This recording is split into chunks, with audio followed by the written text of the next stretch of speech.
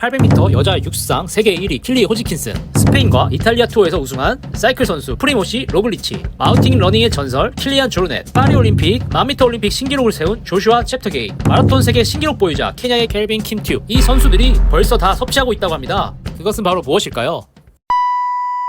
안녕하세요, 크로스핏 아카데미입니다. 여러분, 조금이라도 성장하기 위해 또는 조금이라도 퍼포먼스를 더 내기 위해 여러가지 보충제를 많이 섭취하고 계시죠? 저 역시도 특히 단백질 보충제 및 크레아틴, 카페인 등 지금은 안 먹고 있지만 예전에는 꼭 운동 전후로 챙겨 먹었었습니다. 이처럼 운동에 진심인 분들은 위에 보충제 이외에도 다양하게 챙겨 드시고 있을 텐데요. 최근에 운동 퍼포먼스를 늘려주는 가장 핫한 보충제가 있어 여러분께 소개해드리려고 합니다. 지금도 여러분의 주방에 있을 수도 있는 아주 흔한 물질인데요, 부작용도 거의 없는 완벽한 물질이라고 합니다. 여러분도 이 영상을 끝까지 보시고 운동 성과를 내는데 많은 도움이 되셨으면 좋겠습니다. 2024 파리올림픽 800m 여자 육상에서 금메달을 차지하고 현재 세계 랭킹 1위인 킬리 호지킨스는 23년경부터 하얀 액체를 마신다고 알려져 있는데요. 올림픽뿐만 아니라 로마에서 열린 육상 선수권 대회 운동장의 쓰레기통에는 항상 눈에 띄는 흰색 봉지와 통이 하나씩 들어있었다고 합니다. 심지어 육상뿐만 아니라 사이클, 도정, 수영, 축구 등 지구력을 요하는 다양한 종목에서 점점 더 자주 목격되고 있다고 합니다. 그 물질은 바로 탄산수소 나트륨 혹은 중탄산 나트륨으로 우리가 흔히 베이킹소다라고 부르는 물질입니다. 베이킹소다를 흔히 세제로 많이 알고 계신 분들이 많을 텐데요. 물론 세제용 베이킹소다를 먹는 게 아니라 식용 베이킹소다를 섭취해야 합니다. 현재 이 베이킹소다가 지구력 종목에서 가장 핫하다고 하는데요. 스페인과 이탈리아 투어에서 우승한 사이클 선수 프리모시 로글리치, 마운틴 러닝의 전설인 킬리안 조르넷, 파리올림픽 1000m 올림픽 신기록을 세운 조슈아 챕터게이, 마라톤 세계 신기록 보유자 케냐의 켈빈 킴툼 등이 베이킹소다를 섭취한다고 알려져 있을 정도로 이미 많은 엘리트 선수들이 복용 중입니다. 영국의 텔레그래프에서 한 올림픽 선수의 인터뷰에 따르면 베이킹소다가 게임체인저다 라고 평가했고, 한 유명 코치에 따르면 800m 이상의 육상 엘리트 선수들의 80% 이상이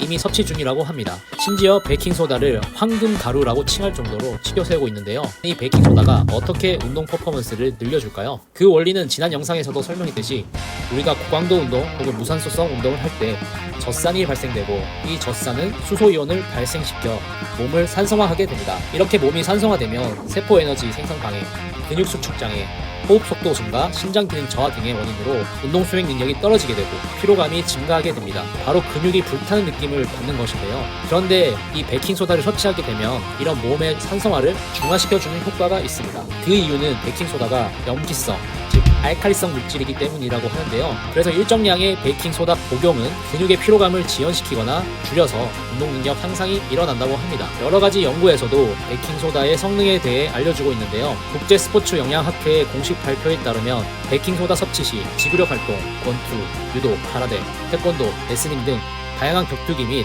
고강도 사이클, 달리기, 수영, 조종 경기 등 다양한 스포츠 분야의 퍼포먼스를 향상시킨다고 인증하고 있습니다. 또 사이클 선수에 대한 베이킹소다의 연구 결과에 따르면 4km 자전거 타임 트라이얼의 시간은 베이킹소다를 체중 kg당 0.3g 섭취 시 최대 8.6초의 시간 단축을 확인하였다고 합니다. 이처럼 베이킹소다는 힘과 지구력의 개선에 확실한 성능을 제공해줍니다. 특히 30초에서 12분간 지속되는 운동의 효과가 크다고 하는데요. 이는 무엇보다 크로스핏에서도 특화된 보충제라고 생각합니다. 왜냐하면 무산소와 유산소 운동이 복합적으로 짜여져 있고 시간 역시 보통 2-30분 내외로 진행되는 운동이기 때문입니다. 그래서 현재는 중장거리 지구력 선수 위주로 베이킹소다가 섭취되고 있지만 조만간 크로스핏 쪽에서 많은 선수들이 섭취할 것으로 예상됩니다. 그런데 생각보다 왜 이런 사실이 보편적으로 알려지지 않은 걸까요? 그 이유는 베이킹소다가 한때 1980년대에 세계 반도핑 기구에서 제한된 기술로 간주되었기 때문입니다. 베이킹소다가 빵을 만드는 데 사용되기 때문에 완전히 금지할 수는 없었지만 대량으로 섭취하는 것은 통상적으로 금지된 것으로 간주되었다고 하는데요. 그리고 섭취할 수 없는 실질적인 이유도 있었다고 합니다. 그것은 바로 베이킹소다의 맛과 설사 때문이었습니다. 나트륨 특유의 맛 때문에 엄청난 메스꺼움을 느끼게 하였고, 또 대량으로 섭취 시 많은 설사를 유발하였습니다. 이러한 부작용 때문에 세계 반도핑 기구에서 베이킹소다 사용 제한을 철폐한 이후에도 이것을 먹는 시도는 많이 없었다고 합니다. 시합 중에 갑자기 설사를 유발한다면 경기력에 많은 영향을 줄 수 있기 때문에 보편화되지 않은 것으로 보입니다. 하지만 최근에 모르텐이라는 스웨덴의 스포츠 영양제 회사에서 하이드로젤이라는 기술을 이용해 위산과 반응하면 즉시 젤 형태로 변해 바로 소장에서 분해되어 흡수가 이뤄지도록 하는 매우 효율적인 젤 형태의 영양제를 출시하였습니다. 이 모르텐 회사의 자체 연구 결과에 따르면 이 제품을 섭취 시 베이킹소다의 효과적인 흡수가 가능해 거의 부작용이 없다고 하고, 앞서 공식 연구 결과에서는 최대 12분 2분까지 운동에서 효과를 낸다고 했지만 이 제품을 섭취 시 최대 7시간까지 체내 중탄산염 수치를 일정 수치로 유지한 것으로 연구 결과를 내놓고 있습니다. 그래서 앞서 설명한 대부분의 엘리트 선수들도 현재 이 모르텐 제품을 섭취하는 것으로 밝혀졌고 실제로 세계대회나 올림픽 대회에서 눈에 띄는 성과가 나오게 되면서 다시 베이킹소다가 주목받게 되었습니다. 하지만 해당 제품은 현재 국내 수입 사이트들 기준 16만원에서 20만원대로 꽤 비싼 편입니다. 그래서 엘리트 선수들이 아닌 아마추어나 생활스포츠 수준에서는 구매하기 부담스러운 가격인 건 사실입니다. 그런 분들을 위해 가성비 좋게 베이킹소다를 섭취하거나 혹은 유사한 효과를 내는 방법을 알려드리겠습니다. 첫 번째로는 부작용을 감수하더라도 일반적인 방법으로 식용 베이킹소다를 구입한 후 물에 타서 섭취하는 것입니다. 가장 보편적이고 저렴하게 할 수 있는 방법입니다. 국제 스포츠 영양 학회에 따르면 베이킹소다 1회 투여 시 섭취 적정 용량은 자기 체중 1kg당 0.3g 섭취라고 합니다. 그리고 1회 투여의 경우 운동하기 2-3시간 전에 섭취해야 운동 성능 향상에 효과가 있다고 합니다. 그리고 부작용을 줄이기 위해서는 하루 1회 투여가 아닌 여러 날 동안 자기 체중 1kg당 0.4에서 0.5g을 하루 종일 여러 번 나누어 섭취하라고 합니다. 처음부터 많은 양을 섭취하기 부담스럽다면 소량씩 점점 늘려가는 방식으로 섭취하는 것도 부작용을 줄이는데 큰 도움이 됩니다. 두 번째로는 메스꺼운 맛을 줄여주고 장에 쉽게 도달할 수 있도록 하는 방법인데요.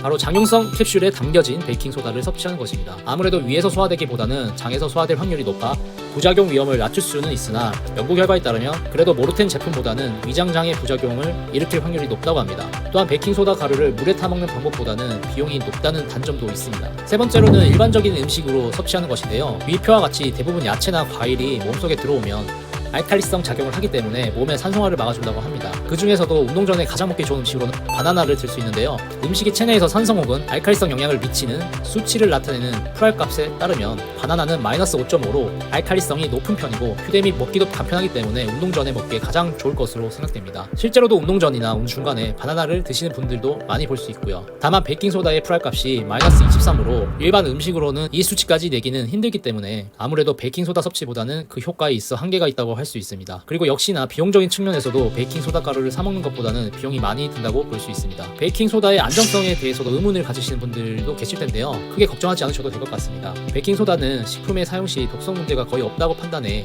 FAO, WHO 식품첨가물위원회에서도 1회 섭취 허용량을 정하고 있지 않다고 합니다. 또한 국제올림픽위원회는 특정 스포츠 상황에서 운동 능력을 향상시키는 데 도움이 되는 5대 보조제로 카페인, 크레아틴 등과 더불어 탄산수소 나트륨을 포함시키고 있고 AIS, 호주 국립스포츠연구소에서도 베이킹소다를 A등급으로 지정해둘 만큼 안정성과 효과가 뛰어나다고 할 수 있습니다. 제가 추천드리는 방법은 일단 평소 식단에 단백질도 중요하지만 운동 전후로 야채나 과일을 자주 꼭 섭취하는 것을 추천드립니다. 운동 효과를 떠나서 몸이 산성화되면 암이나 각종 질병에도 노출될 확률이 높다고 하니 야채나 과일을 꾸준히 섭취하는 것을 추천드리고 좀 더 큰 효과를 내고 싶으신 분들은 식용 베이킹소다를 구매 후 앞서 설명드린 것처럼 주 2-3회 하루 여러 번 조금씩 섭취량을 늘리면서 드셔보시기를 추천드립니다. 그리고 중요한 대회나 훈련을 앞두신 분들은 특수 기술이 적용된 모르텐 제품을 구매한 후 중요한 일정 전에 한 번씩 섭취하는 것을 추천드려봅니다. 혹시나 검색하시는 것이 귀찮으신 분들은 아래 고정 링크에 제가 찾아본 제품도 올려놓아 보았으니 관심 있으신 분들은 한번 참고해 주시기 바라겠습니다. 오늘은 베이킹소다에 대한 여러가지 흥미로운 얘기를 전해드려 보았는데요. 저도 너무 신기해서 바로 마트에서 식용 베이킹소다를 구매한 후 물에 타서 먹어보았습니다. 솔직히 말씀드리면 맛은 진짜 없었지만 섭취 후 플라시보 효과 때문인지는 몰라도 평소 5km 달리기 시 5분 60초에서 5분 70초 페이스였는데 섭취 후 5분 40초 정도로 페이스가 좋아지고 심지어 뛰고 난 후 별로 지치는 느낌도 나지 않았습니다. 물론 이 한 번의 경험치로 성능이 있다고 확실하게 말할 수는 없겠지만 그래도 어느 정도 효과가 있는 것 같습니다. 그리고 저 역시도 평소에 잘 안 먹던 과일이나 야채도 꾸준히 먹고 또한 베이킹소다도 한번 섭취해 보려고 합니다. 기회가 된다면 후에 모르텐 제품도 한번 구매해서 크로스핏 와드시에도 운동 퍼포먼스가 실제 높아지는지 영상으로 한번 담아보도록 하겠습니다. 여러분도 관심 있으신 분들은 한번 섭취해보시고 또 실제로 섭취해보신 분들이 있다면 댓글로 그 후기를 한번 남겨주시면 감사하겠습니다. 오늘도 영상 시청해주셔서 감사합니다. 영상이 유익하셨다면 구독 부탁드리고 주위에 열정적으로 운동하시는 분들이 있다면 한번 공유도 부탁드리겠습니다. 다음에 더 좋은 영상으로 찾아뵙겠습니다. 감사합니다.